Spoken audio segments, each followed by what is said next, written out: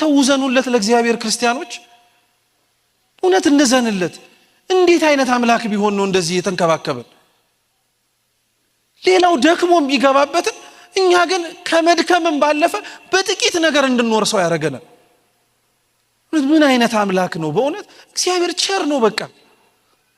ይሄን የሚያክል ሰማያዊ መንግስቱን እንዲሁ ዝም ብሎ በፍርፋሪ ወረሱት ይላል በቃ ውሃ አጠጣ የታረዘ አልብስ የታሰረ ጠይቅ እንግዳ ተቀበል ብሎ የኔን መንግስት ወረስ እንኳን የእግዚአብሔርን መንግስት ቀርቶኮ በዚህች መሬት ባለችው እንኳን ስልጣናችን ይሄን በጎ ነገር ስላደረክ ተብሎ ማን ወንበር ይሰጣል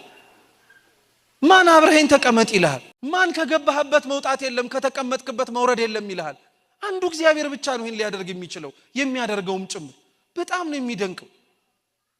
እግዚአብሔር የወደደውን ሁሉ ያደርጋል ክርስቲያኖች የሰጠንን ጸጋ አናጉረምርምበት የሰጠንን ሀብት የእግዚአብሔርን መንግስት የመውረሻ ነው በጣም ግንኛ ተሳስተን መንገድ ስተን ከወጣን ቆነጀንበት የሰጠንን ጸጋ ለኪሳችን ስናረገው የሰጠንን ሀብት መንግስቱን ለመውረስ ሳይሆን የራሳችንን ምድራዊ ህይወት ለማደላደያ ስንጠቀመው የእግዚአብሔር ጸጋ ከአብዛኞቻችን እየራቀ እየሸሸብን ሄደ እውነት በቸርነቱ ይመልስልን መድኃኔዓለም እንጂ እኛ አልሆነልንም እውነቴን እንምላችሁ እኛ አልሆነልንም ሞክረናል ጥረናል እየጣርንም ጭምር ነው ቸርነቱ ብቻ ነው ይዞ ያቆየን ሁላችንን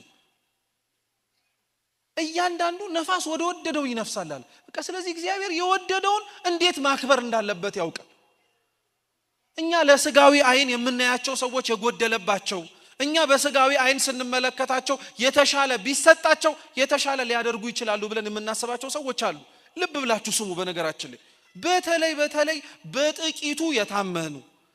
በተለይ ባላቸው መልካም ነገራቸው ላይ በመነሳት ምን አለ የተሻለ ነገር ባደረገላቸው ብለን ለምንላቸው ሰዎች ይሄ ጥሩ ምሳሌ ነው ልብ ብላችሁ ስሙ መጽሐፈ ስንክሳራችን ላይ ታኅሳስ 7 ላይ ተጽፎ የሚገኝ የአባ ዳንኤል የሚባል ታሪክ አለ በረከቱ ለሁላችን ትድረሰን አባ ዳንኤል አንድ ድንጋይ በመጥረብ ይተዳደር የነበረ አንድ ሰው ነበር እየሰማችሁ ነው ድንጋይ በመጥረብ ይተዳደር የነበረ አንድ ሰው ነበር እና ያ ድንጋይ በመጥረብ ይተዳደር የነበረው ሰው ከሚያገኛት ትንሽ ገቢው እየመጸወተ ለቤተ ክርስቲያን ይሰጣል እየቀነሰ ከራሱ